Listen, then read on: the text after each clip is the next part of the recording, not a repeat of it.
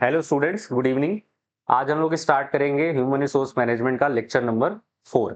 इसके पहले 3 लेक्चर्स हो चुके हैं जिसमें मैंने आपको introduction of human resource management बताया था और फिर उसके बाद ह्यूमन रिसोर्स प्लानिंग के बारे में आपको डिस्कस किया था।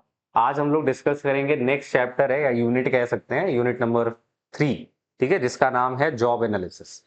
क्योंकि जॉब एनालिसिस का यूज क्या होता है या जॉब एनालिसिस किस लिए हम अपने मैनेजमेंट के अंदर यूज करते हैं, ये हम इस पूरे टॉपिक में पढ़ेंगे। इसके लिए कौन कौन से मेथड्स लगते हैं, क्या प्रोसेस होता है, ठीक है, और कौन कौन से एलिमेंट्स होते हैं जॉब एनालिसिस के अंदर, वो भी हम लोग इसमें डिस्कस करेंगे। ठीक, तो पहली चीज है कि सर जॉब एनालिसिस के अंदर कौन से एलिमेंट्स आते हैं और ये होता क्या है, पहली चीज। और जॉब एनालिसिस करते क्यों है, ये हम पूरी बात करेंगे पहले अभी शुरू में, ठीक है, स्टार्टिंग। तो पहले देखो लिखा हुआ है कि सर ये डिटेल्ड एनालिसिस या एग्जामिनेशन ऑफ जॉब्स होता है कि सर यहाँ पे जितने भी कंपनीज हैं जो मैनेजमेंट करती है वो पूरा क्या करती हैं, डिटेल्ड एनालिसिस करती हैं कि कौन सी जॉब और कौन सा जॉब टाइटल, उस जॉब टाइटल पे क्या काम करना होगा, वर्किंग क्या होगा, उसकी सैलरी क्या होगी, ठीक है, और सब चीजें, मतलब कि जितनी भी चीजें उस पर अवेलेबिलिटी है सब भी उसके बीच क्या होगा, डिस्कस होता है। और अभी इसमें जॉब स्टार्टिंग होती नहीं है। ये नहीं कि सर जॉब स्टार्ट हो चुका है फिर उसके बाद जॉब एनालिसिस करते हैं, नहीं, ये कंपनी के मैनेजमेंट बनने से पहले या कंपनी की शुरुआत होने से पहले ही इसकी शुरुआत क्या हो जाती है कि सर पहले से ही उसमें डिसाइडेड रहता है कि मैनेजर कितने होने वाले, कितने सुपरवाइजर्स होने वाले, कितने क्लर्क होने वाले हैं, कितने सीईओ होंगे, कितने बोर्ड ऑफ डायरेक्टर्स होंगे, कितने वर्कर्स काम करेंगे, कितने फॉरमैन्स काम करेंगे, ये सब पहले से ही तय होता है। सबकी रिस्पॉन्सिबिलिटी, सबके टास्क, सबके ड्यूटीज पहले से ही क्या होते हैं, डिसाइडेड होते हैं। फिर वो चेंज कैसे होते हैं, जैसे जैसे सिनेरियो चेंज होगा, जैसे जैसे एनवायरनमेंट चेंज होगा, उस तरीके से हम पूरा क्या करते हैं, इस जॉब एनालिसिस में चेंजेस करते हैं एनवायरनमेंट के हिसाब से। बाकी शुरुआत में सारी चीजें पहले से ही क्या रहती हैं, डिस्कस रहती है। जैसे किसी भी कंपनी में आप जाते हैं तो कंपनी आपको देख के टास्क एंड ड्यूटीज नहीं देती, वो पहले से ही डिसाइड रहता है किस पोस्ट के लिए आए हैं तो आपकी ड्यूटी क्या होने वाली है। आप टीचर है तो आपकी ड्यूटी क्या होगी, किस चीज के टीचर है, मतलब किस सब्जेक्ट के, वो भी पता उनको रहता है और उस तरीके से आपको टास्क एंड ड्यूटीज दिया जाता है। ठीक, प्रिंसिपल अगर बने होंगे तो प्रिंसिपल का टास्क अलग होगा, उसकी ड्यूटी अलग होगी, इसकी रिस्पॉन्सिबिलिटी अलग होगी। प्यून बने होंगे तो उसकी टास्क एंड ड्यूटीज अलग होगी। ठीक, ये सब चीजें होती हैं हर मैनेजमेंट के अंदर। तो ये तो पहला पॉइंट था। दूसरे पॉइंट पे चलते हैं कि it is a systematic investigation of, अब देखो इसमें 3 चीजों का इन्वेस्टिगेशन होता है। किस किस चीज का, task, duties and responsibilities necessary to do job. मतलब इन 3 चीजों का पूरा क्या होता है, एग्जामिनेशन होता है, ताकि आप, क्योंकि ये तीनों चीजें क्या हैं, जॉब के लिए इंपॉर्टेंट है। पहली चीज की टास्क, फिर दूसरा उस ड्यूटीज, और तीसरा क्या है, रिस्पॉन्सिबिलिटी। अभी इसको पढ़ेंगे, ये तो पहले पॉइंट है। जैसे देखो तीनों पॉइंट को एक्सप्लेन किया गया है। कौन कौन सा है, देखो टास्क का मतलब क्या होता है, it is an identifiable work activity carried out for a specific purpose. मतलब टास्क का मतलब होता है कि कंपनी बीच बीच में आपको एक टास्क देती है ताकि आप काम में बिजी रहते हैं, ठीक है। तो कोई भी स्पेसिफिक पर्पस होगा, उसके लिए जो भी आपको काम दिया जाता है करने के लिए, उसको हम लोग क्या बोलते हैं बेटा, टास्क बोलते हैं। ठीक, दूसरी चीज है ड्यूटी है। It is a larger work segment consisting of several task. मतलब ड्यूटी का मतलब होता है कि जिसको वो टास्क मिला है, अब जो उसका काम है, अब उसको हम डेली हम उस टास्क को देते चले जाएंगे, और उसका काम क्या है, उस काम को करना। कि मुझे डेली 9 बजे आना है, क्लास करना है, 4 बजे जाना है, मैं 4 बजे चलेगा, डेली की ड्यूटी मैं ऐसे ही कर रहा हूँ। और डेली का टास्क मुझे पता है, हो सकता है कल नया टास्क भी मिल जाए तो मैं उसको करूंगा। ठीक, क्योंकि मैं जिस पोस्ट पे हूं उसमें नए नए टास्क मिलते जाते हैं। नहीं भी होगा, अगर पोस्ट कुछ भी होगा छोटा या बड़ा, तो टास्क तो आपको मिलता ही, चाहे प्रोडक्टिविटी की बात हो, चाहे आप कितने भी बड़े पद पे हो, आपको कुछ ना कुछ काम करना ही पड़ता है। ठीक है, फिर तीसरी चीज है आपकी रिस्पॉन्सिबिलिटी। रिस्पॉन्सिबिलिटी लिखा ऑब्लिगेशन टू परफॉर्म टास्क। अब मतलब आपकी उत्तरदायित्व तो बन जाता है कि आपको उस काम को कंप्लीट करना है और कोई नहीं करेगा। रिस्पॉन्सिबिलिटी का मतलब ये होता है कि मुझे एचआरएम पढ़ाना है, मुझे सर ने बोला है कि 1 महीने के अंदर आपको एचआरएम कंप्लीट करना है, तो अगर मैंने हाँ बोला हुआ है तो मेरी रिस्पॉन्सिबिलिटी है कि 1 महीने के अंदर एचआरएम को कंप्लीट करना। अब उसके लिए मुझे कभी भी आना पड़ेगा, किसी भी टाइम पे आना पड़ेगा, मुझे ये चीजें कंप्लीट करनी पड़ेगी। अगर मान लो मैं क्लास नहीं लिया एक दिन, ठीक है, तो सर ये नहीं कहेंगे कि हाँ ठीक है मत लो, लेकिन आपको कंप्लीट 30 दिन में करना ही पड़ेगा, नहीं तो मेरी सैलरी कट हो सकती है, या हो सकता है नेक्स्ट टाइम से मुझे क्लास ना मिले। ठीक, ये हर सबके लिए होता है कि जितने भी आपको ड्यूटीज या टास्क दिए जा रहे हैं, अगर आप उसकी रिस्पॉन्सिबिलिटी नहीं लेंगे तो फिर कोई मतलब नहीं। तो ये 3 चीजें थी कि सर तीनों चीजें जॉब एनालिसिस के अंदर इंक्लूड होती हैं। पहली चीज क्या है, जॉब टास्क है, फिर उसके बाद जॉब ड्यूटीज है, और फिर तीसरा था जॉब रिस्पॉन्सिबिलिटी। ठीक है, इसके बारे में हमने डिस्कस किया।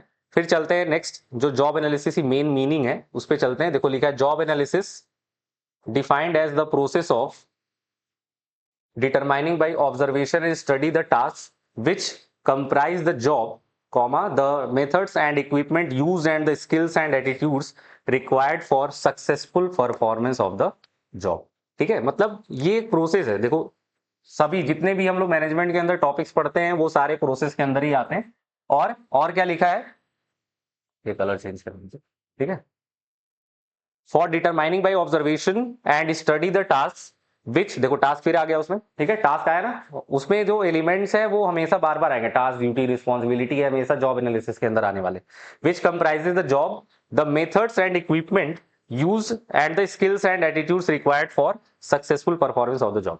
कि जो भी टास्क एंड ड्यूटीज डिसाइड किए गए हैं कंपनी के द्वारा जॉब टाइटल पे, जॉब डिजाइनिंग में, जॉब रिस्पॉन्सिबिलिटी में, सारी चीजें अगर वो इंक्लूड है, उसमें कौन सा मेथड लगेगा, कौन सा इक्विपमेंट लगेगा, किस तरीके से हम मैनेज करेंगे उसको, ताकि आपके स्किल्स और एटीट्यूड में इंक्रीजमेंट हो।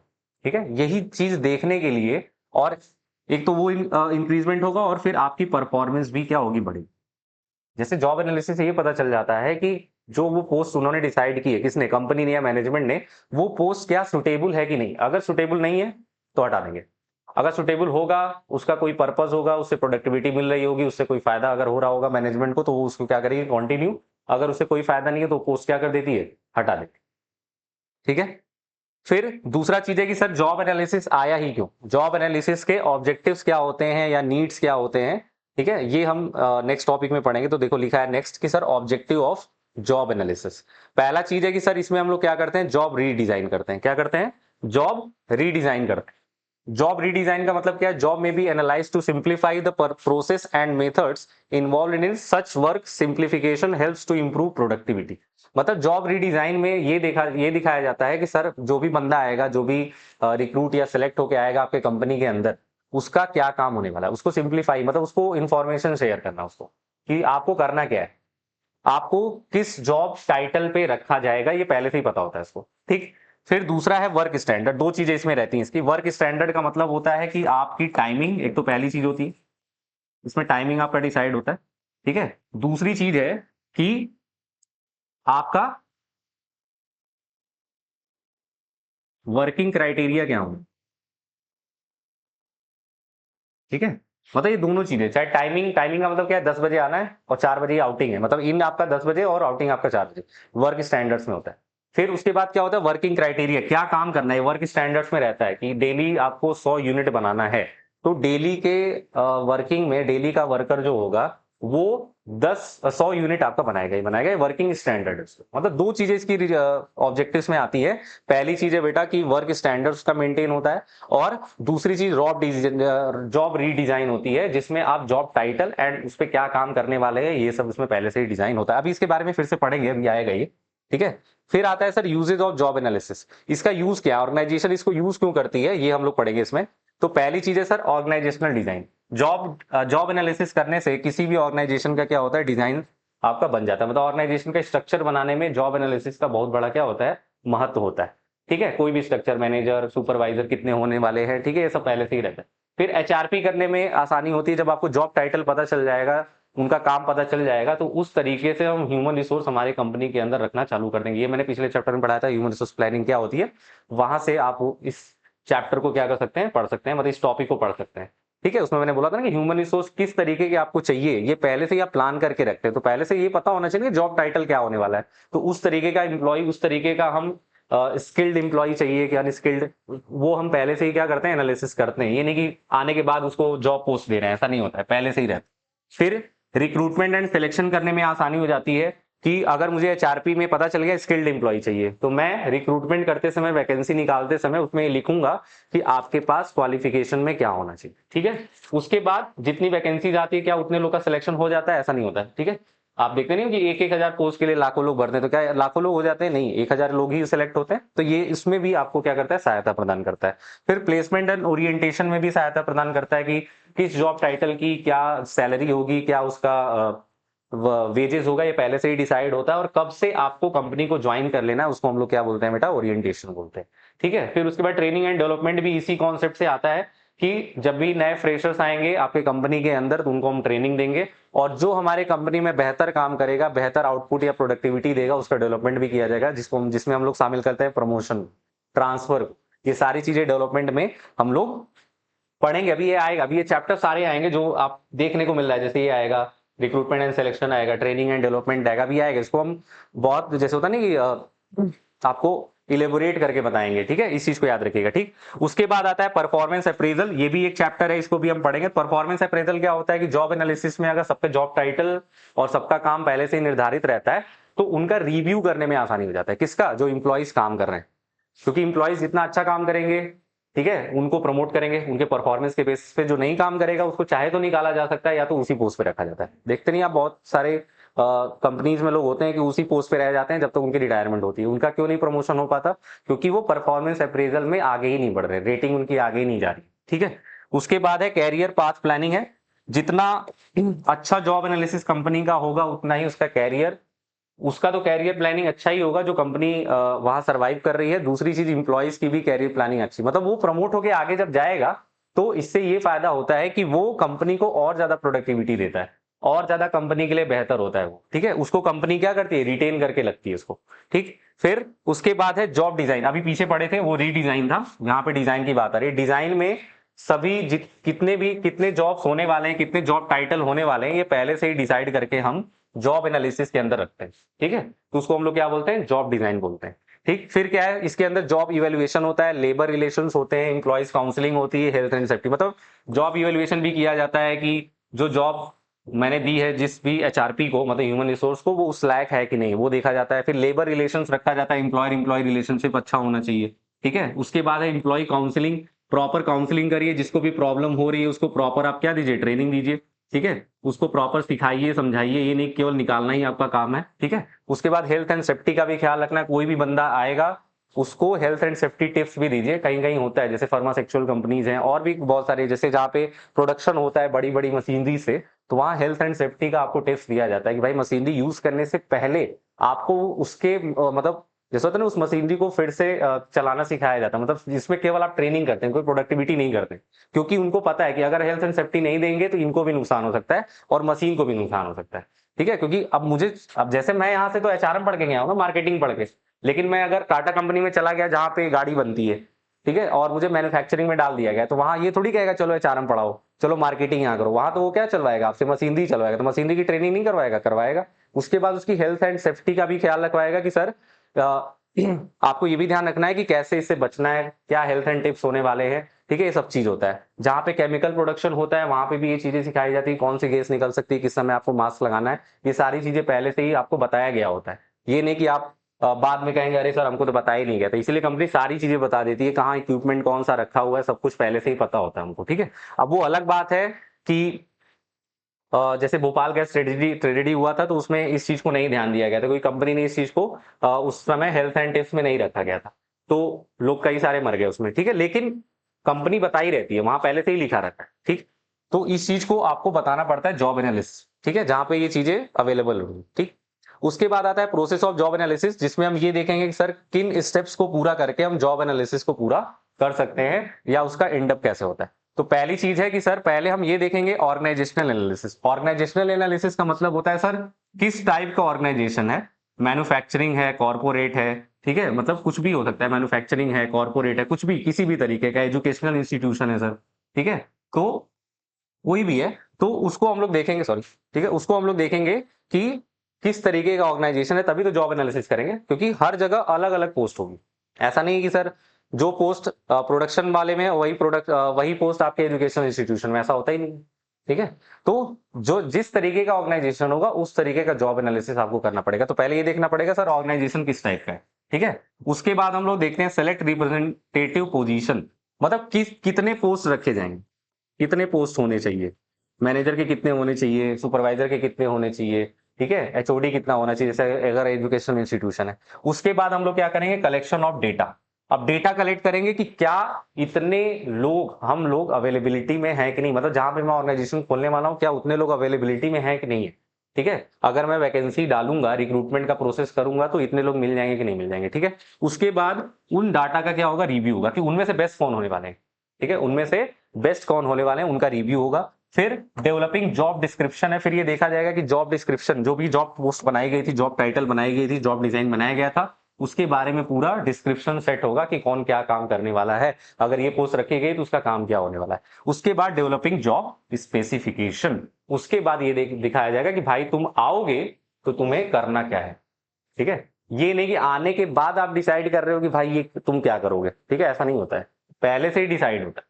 ठीक है, मैं आऊंगा तो मुझे पता है कि एचआरएम पढ़ा है, डेली सर से पूछने नहीं जाऊंगा कि सर आज एचआरएम पढ़ा दूं क्या, कल भी एचआरएम पढ़ाना है क्या सर, परसों भी एचआरएम पढ़ाना है क्या सर। ठीक है, वो फिर वो क्या करेंगे, कहेंगे तुम निकल जाओ यहाँ। ठीक है, डेली तुमको यही बताना पड़ रहा है कि तुम्हारा काम क्या है। ठीक है, तो इससे बढ़िया तुम यहाँ रहने दो पढ़ाना। ठीक, तो ये सब चीजें पहले से ही डिसाइड हो, और ये जॉब एनालिसिस का प्रोसेस है कि सर पहले ऑर्गेनाइजेशन डिसाइड होगा किस तरीके का, फिर किस तरीके के पोस्ट रखे जाएंगे, फिर डाटा कलेक्शन होगा, फिर उसका रिव्यू होगा, फिर उसका डिस्क्रिप्शन बनाया जाएगा, फिर उसकी स्पेसिफिकेशन बनाई जाएगी कि कितना आपको काम करना है। ये था पूरा उसका प्रोसेस। ठीक है, और ये प्रोसेस जो है ये आपके एग्जाम में आता ही, ये इंपॉर्टेंट है, याद रखिएगा।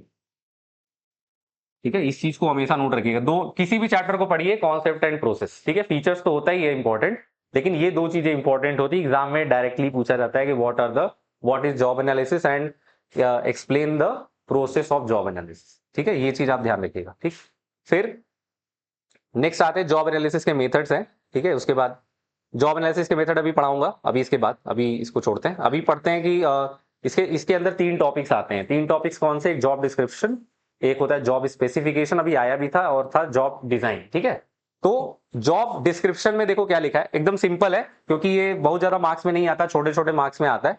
तो छोटे छोटे मार्क्स में आएगा तो देखो क्या लिखा है, it is the functional description of what the job entails, it is written record of the appropriate and authorise content of a job, it's factual and organise statement describe the job in terms of its title. देखो उसके अंदर क्या क्या चीजें होती हैं, title होता है, कहां पे आपको काम करना है, लोकेशन लिखा होता है, आपका टास्क क्या है और आपका ड्यूटीज क्या है। मतलब इसके अंदर यही 4 चीजें। ठीक है, ये 4 चीजें इसके अंदर क्या होती हैं, इंक्लूड होती है डिस्क्रिप्शन के अंदर। मतलब आपका टाइटल क्या होने वाला है, पहली चीज कहाँ लोकेट होंगे, जैसे कंपनी के कई सारे ब्रांचेस हैं तो कहीं भी भेज सकती है आपको जहां पे वैकेंसी खाली होगी। ठीक, उसके बाद आपके टास्क क्या होने वाले हैं और आपको परफॉर्मेंस कैसे देना है। ठीक है, ये पहले से ही डिस्क्रिप्शन में डिसाइड होता है, वहां पे जाने के बाद नहीं होता, पहले से ही रहता है।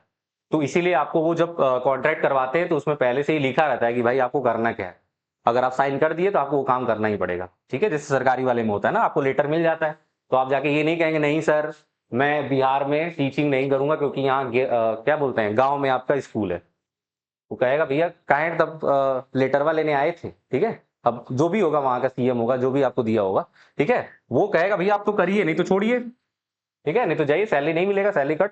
ठीक है, तो आप झक मार के करते हैं वहां पे, क्यों, क्योंकि आपको जॉब डिस्क्रिप्शन में लिखा होता है वो चीज, लेकिन कोई पढ़ता थोड़ी है, प्राइवेट वाले नहीं पढ़ते, सरकारी वाले क्या पढ़ेंगे, कहेंगे सर हम इतना मेहनत किए हैं 5 साल टीचिंग के लिए, इतना लगे थे, तो कौन सा टर्म एंड कंडीशन पढ़ता है सर। ठीक है, कौन डिस्क्रिप्शन पढ़ता है, पढ़ना चाहिए। ठीक है, नहीं पढ़ेंगे आप फंस जाएंगे। ठीक है, देखते नहीं हो जो लोग सऊदी उदी चले जाते हैं जो पढ़े लिखे नहीं होते, इसी में फंस जाते हैं, उनको लगता है अरे यार सऊदी में जा रहा है वो हमको बस कमाना है सर। ठीक है, वहां जाके कुछ और ही काम करा रहे हैं। ठीक है, टॉयलेट साफ करा रहे हैं, क्योंकि और फंस जाते हैं क्यों, क्योंकि 3 साल के लिए वो आपको बांध देते हैं, आपको कॉन्ट्रैक्ट में आ जाते हैं आप उनके। ठीक है, टास्क एंड ड्यूटी जो कहेगा वो आपको करना पड़ेगा। ठीक है, कि चलो घोड़े दौड़ाओ, ठीक है, तो घोड़े दौड़ा रहे हैं आप। ठीक है, वो काम सीखे ही नहीं है वो काम, लेकिन तब भी आपको करना पड़ता है, क्यों, क्योंकि जॉब डिस्क्रिप्शन में लिखा है, साइन भी आपने किया। आप कहेंगे अरे सर मैंने तो पढ़ा ही नहीं था, तो कहेगा कि पढ़ा नहीं था तो उससे क्या होता, साइन कैसे कर दी। ठीक है, तो इस चीज को ध्यान रखिए, description is the main part of the job analysis, इस चीज को याद रखना है। ठीक है, अब देखो इसमें लिखा है कि जॉब डिस्क्रिप्शन के अंदर क्या चीजें, देखो अभी लिखा भी था job duties and job responsibility. ठीक है, job duties and job responsibility is the heart of job description. मतलब इसके अंदर 2 ही चीजें होती हैं, एक जॉब ड्यूटी और दूसरी रिस्पॉन्सिबिलिटी। ठीक है, मतलब आप ड्यूटी के लिए आप अनिवार्य हो गए, अब आपकी रिस्पॉन्सिबिलिटी उस काम को करनी। ठीक है, अच्छा गुड। फिर उसके बाद नेक्स्ट चलते हैं, उसके बाद दूसरा टॉपिक आएगा क्योंकि छोटा टॉपिक है ना। देखो जॉब स्पेसिफिकेशन, अब जॉब स्पेसिफिकेशन में भी कुछ की पॉइंट्स होंगे, उसको देखेंगे।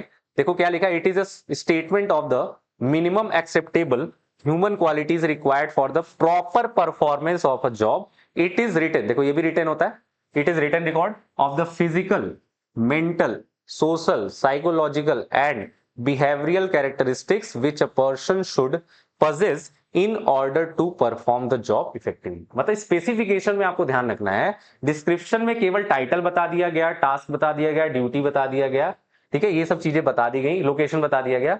स्पेसिफिकेशन में ये देखना है कि क्या वो बंदा फिजिकली, मेंटली, ठीक है, सोशली, साइकोलॉजिकली, बिहेवियरली उस काम को परफॉर्म करने के लिए सुटेबल है कि नहीं है। स्पेसिफिकेशन में देखा जाए, मतलब जिस पर्सन को मैं रखने वाला हूं, जैसे मैंने अगर एचआर को रखा है तो एचआर पोस्ट के लिए तो आ गया, लोकेशन पे भी पहुंच गया, उसकी टास्क एंड ड्यूटीज अब क्या हो चुकी हैं, अप्रूव हो चुकी हैं। अब ये देखना है कि क्या वो एचआर हमारे कंपनी में उस पोस्ट पे सुटेबल है कि नहीं है, परफॉर्म कर रहा है कि नहीं कर रहा है, स्पेसिफिकेशन में देखा जाता है। ठीक है, देखो फिर क्या लिखा, job analysis is a process where as a job description and job specification is a statement only. केवल ये स्टेटमेंट होता है जिसमें केवल इंफॉर्मेशन दिया जाता है बस, और कुछ इसमें नहीं कि आपके परफॉर्मेंस को रिव्यू किया जा रहा है, नहीं, इसमें केवल क्या होता है आपका केवल स्टेटमेंट होता है, एज इंफॉर्मेशन शेयर किया जाता है लोगों के साथ। ठीक है, उसके बाद तीसरा आता है स्पेसिफिकेशन के बाद जॉब डिजाइन। ठीक है, मैंने बताया अभी जॉब डिजाइन में जॉब टाइटल आता है कि कौन सी जॉब हमारे कंपनी में रहेगी, ठीक है, कितने लोग काम करेंगे, ठीक है, ये सब पहले से ही डिसाइड रहता है। ठीक, तो देखो इसमें लिखा है, it is the process of deciding on the contents of a job in terms of its duties and responsibilities, on the methods to use in carrying out the job, in terms of techniques, systems and procedure, and on the relationship that should exist between the job holders and his superiors, subordinates and colleagues। मतलब इसके अंदर ये देखा जाता है कि जो job title decide है, अब वो जॉब टाइटल के टर्म्स क्या होंगे, ड्यूटीज, रिस्पॉन्सिबिलिटीज, ये सब क्या होने वाली हैं, और वो कैसे कैरी आउट कर रहे हैं, किस टेक्निक, सिस्टम्स या प्रोसीजर्स का इस्तेमाल कर रहे हैं अपने ऑर्गेनाइजेशन के ऑब्जेक्टिव्स को पूरा करने के लिए। मतलब डिस्क्रिप्शन में only task, duties, title and responsibility देखी जाती है। स्पेसिफिकेशन में कौन से टास्क आप परफॉर्म करने वाले हो ये पहले से डिसाइड, क्या उसके लिए मेंटली, फिजिकली, सोशली आप बिहेवियरली एक्सेप्टेबल हो कि नहीं हो उस पद के लिए। तीसरी चीज जॉब डिजाइन में ये देखा जाता है कि आपने जो टास्क एंड ड्यूटीज मान ली है, उस कंटेंट में जो लिख दिया गया है वो कैरी आउट हो रहा है कि नहीं, वो क्या चल रहा है कि नहीं चल रहा है, एक सिस्टम, एक प्रोसीजर और टेक्निक्स के साथ। ठीक है, और सुपीरियर्स जो है अपने सबऑर्डिनेट्स के साथ रिलेशनशिप मेंटेन किए हुए हैं कि नहीं हुए। जैसे आपके अंदर कितने सबऑर्डिनेट्स है, आपके ऊपर कितने सुपीरियर है, ये आपको पता होता है जॉब डिजाइन में। ठीक है, तो ये तीन आपके टॉपिक्स बहुत इंपॉर्टेंट है क्योंकि एग्जाम में पूछा जाता है what is job analysis and what are the elements of job analysis. तो एलिमेंट्स यही तीन होते हैं, description, job description, job specification and job design. ठीक है, तो ये तीन टॉपिक्स थे इसके अंदर। बाकी मेथड्स है, मेथड्स में छोटे छोटे मेथड्स है, बहुत बड़ा नहीं है, देखने में लग रहा होगा कि सर बहुत बड़ा है, ठीक है, लेकिन मैं बस बहुत ज्यादा टाइम नहीं लगेगा मेथड्स कंप्लीट करने में, बहुत थोड़ी देर में कंप्लीट हो जाएगा। तो जैसे देखो लिखा है कि job analysis method, job analysis method में 6 मेथड्स होते हैं।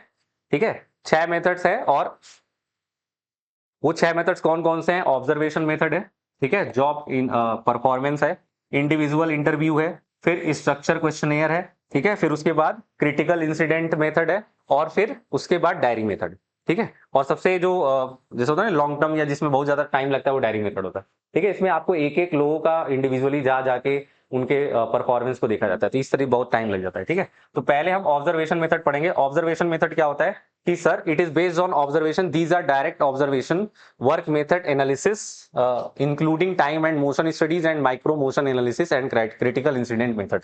मतलब इसमें केवल ऑब्जर्वेशन होता है कि जो मैंने जॉब टाइटल बनाया, जो मैंने जॉब डिजाइन बनाया है, क्या उसके लिए काम, ये बंदा काम करने के लिए सही है, क्या ये पद सही रहेगा मेरे लिए, क्या 4 मैनेजर सही रहेंगे, 5 सुपरवाइजर सही रहेंगे, ठीक है, 100 वर्कर सही रहेंगे हमारे कंपनी के लिए। ऑब्जर्वेशन में होता है, मतलब ऑब्जर्वेशन मतलब आप खुद नहीं देख रहे हैं, आप केवल ऑब्जर्व कर रहे हैं, प्लानिंग, फोरकास्टिंग कर रहे हैं कि हाँ इतने लोगों को रखूंगा तो मेरी कंपनी का परफॉर्मेंस बेहतर हो जाएगा, मैनेजमेंट अच्छा हो जाएगा। ठीक है, तो ऑब्जर्वेशन मेथड यही होता है जॉब एनालिसिस में। ठीक, उसके बाद दूसरा है सेकंड पे आता है जॉब परफॉर्मेंस। जॉब परफॉर्मेंस में देखो, job performance the job analyst actually perform the job and to gets first hand exposure. मतलब वो खुद उस काम को करके देखता है कि क्या ये जो काम है ये हमारे कंपनी के लिए सही रहेगा कि नहीं रहेगा। अगर मैं उस काम को कर ले रहा हूं तो अगर मैं उस पोस्ट पे किसी को रखूंगा तो वो भी ये चीज कर लेगा। तो इस मेथड में हम ये देखते हैं कि जो भी जॉब परफॉर्मर होगा, जो भी जॉब एनालिस्ट होगा, वो उस काम को खुद करेगा पहले, और फिर वो देखेगा कि क्या ये हम दूसरे को भी इस वर्क को दे सकते हैं कि नहीं दे सकते हैं। इसके लिए क्या फिजिकली, मेंटली या सोशली हेल्थ चाहिए, कैसा इन्वायरमेंट चाहिए, किस तरीके का लोकेशन चाहिए, ये सब इसमें डिसाइड होता है। इसके अंदर क्या ट्रेनिंग देना जरूरी है, क्या ट्रेनिंग देना जरूरी नहीं है, डायरेक्टली हम क्या कर सकते हैं, हायर कर सकते हैं। तो ये चीजें हम लोग जॉब परफॉर्मेंस मेथड में देखते हैं, ठीक है। उसके बाद आता है तीसरा, इंटरव्यू मेथड होता है। इंटरव्यू मेथड में क्या है कि in this method the man power is interviewed, मतलब जितने भी लोग आएंगे उनका इंटरव्यू लिया जाएगा और जो बेस्ट होगा वो हमारे कंपनी में क्या हो जाएगा, हमारे रिक्रूट हो जाएगा, मतलब सॉरी सेलेक्ट हो जाएगा, ठीक। तो ये चीज हम लोग किस मेथड में इंक्लूड करते हैं, इंटरव्यू मेथड में लिखो। देखो उसमें क्या देखा जाता है, working style, problems face by them, ठीक है, ये सब चीजें इसके अंदर देखी जाती हैं और फिर उस तरीके से हम लोग ह्यूमन रिसोर्स को मैनेज करते हैं, ठीक है। उसके बाद आता है चौथा आपका क्वेश्चनेयर मेथड है। क्वेश्चनेयर मेथड में जितने भी इंप्लॉइज होते हैं उनको एक क्वेश्चनेयर दे दिया जाता है, उनको जॉब जो एनालिस्ट होता है वो क्वेश्चनेयर देता है फिल करने के लिए, फीडबैक लेने के लिए कि क्या जो जॉब पोस्ट है वो सही है, आप उस पर काम कर पा रहे हैं कि नहीं कर पा रहे हैं, अगर नहीं कर पा रहे हैं तो बताइए क्या प्रॉब्लम हो रही है, उसको हम सही कराएंगे, ठीक है। बहुत सारी चीजें हैं, क्या इस पोस्ट को हटा देना चाहिए, ये सब चीजें उसके अंदर लिखी होती हैं। जॉब में जैसा होता है क्वेश्चंस कई सारे लिखे होते हैं और सबके आपको आंसर्स देने होते हैं या टिक लगाना होता है, यस नो, ठीक है। जो भी चीजें होती है वो पहले से उसमें डिसाइड रहता है और फिर डाटा कलेक्ट करके फिर उस तरीके से डिसीजन लिया जाता है, किस मेथड से, क्वेश्चनेयर मेथड से, ठीक है। उसके बाद आता है फिफ्थ है critical incident method. Critical incident method में ध्यान रखा जाता है, आपको एक केस दिया जाता है, आपको एक जितने भी इंप्लॉइज होते हैं उनको एक सिचुएशन दी जाती है और उसका सॉल्वेशन करने के लिए एक सिचुएशन दिया जाता है और उसका सॉल्वेशन करने के लिए सभी को अलग अलग आंसर्स देने होते हैं, ठीक है। और सब लोग अपना दिमाग यूज करके क्या करते हैं, उसका आंसर्स देते हैं, ठीक है। तो देखो लिखा ना, this method is use to gather information about a job based on the past experience and critical incident which are frequently or seldom experienced which performing the job. These incident analyzed in details by brainstorming technique। मतलब यहाँ पे brainstorming technique का use होता है, क्यों, क्योंकि सबका दिमाग अलग अलग। अब जो जैसे मैंने कोई केस लॉ दिया आपको, कोई भी सिचुएशन दिया, तो सबका दिमाग अलग अलग काम करेगा, कोई अलग आंसर देगा, दूसरा अलग देगा, तीसरा अलग देगा, चौथा अलग आंसर देगा, ठीक है। तो हम उस तरीके से एनालिसिस करेंगे कि क्या ये जॉब पोस्ट, क्या ये जॉब टाइटल, क्या ये जॉब डिस्क्रिप्शन, ये जॉब स्पेसिफिकेशन हमारे कंपनी के लिए सही है कि नहीं है। ये हम लोग किस मेथड से देखते हैं, क्रिटिकल इंसिडेंट मेथड से देखते हैं। और लास्ट मैंने बताया कि सर जो सबसे बड़ा मेथड होता है या जो बहुत ज्यादा इसमें टाइम कंज्यूमिंग होता है वो कौन सा मेथड होता है, वो डायरी मेथड होता है। डायरी मेथड क्या, it is required the job holders to record in details their activities on a diary basis. मतलब यहाँ पे सभी इंडिविजुअल तरीके से सबको हम रिकॉर्ड करेंगे, उनके डिटेल्स, उनकी एक्टिविटी, उनकी डेली की परफॉर्मेंस रिव्यू चेक करेंगे, रेटिंग्स देंगे, ठीक है। इसमें बहुत टाइम लगता है, जैसे यहाँ जहां लाखों वर्कर है तब तो डायरी मेथड का इस्तेमाल करते करते आपको क्या हो जाएगा, कई साल लग जाएंगे, ठीक है। और कभी आपका इंप्रूवमेंट ही नहीं होगा, आप ऑर्गेनाइजेशन ओपन ही नहीं कर पाओगे, ठीक है। तो यहाँ ये जो मेथड है वहां के लिए जहां पे बहुत कम लोग काम करते, जैसे यहाँ पे, जैसे मैं जहां पढ़ा, यहाँ पे डायरी मेथड इस्तेमाल हो सकता है क्योंकि 2-3 टीचर ही पढ़ाते हैं कॉमर्स में, ठीक है। तो सर जो है आसानी से मेरा रिव्यू कर सकते हैं, मेरी डेली की एक्टिविटी चेक कर सकते हैं, डेली मैं कितना पढ़ाता हूं ये भी वो देख सकते हैं, कितने दिन एक महीने में कितने दिन आता हूं ये भी देख सकते हैं, कितनी रिकॉर्डिंग किया हूं ये भी देख सकते हैं। उस तरीके से मुझे सैलरी, उस तरीके से इस जॉब को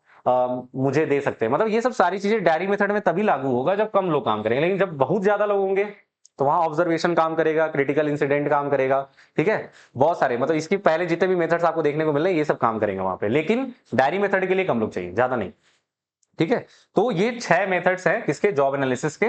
कौन कौन से थे, बस केवल देख लेते हैं कौन कौन सा था। ऑब्जर्वेशन मेथड था, ठीक है, job performance method, individual interview team method, structure of questionnaires method, critical incident method और डायरी मेथड, ठीक है। तो ये था पूरा आपका जॉब एनालिसिस, ठीक है।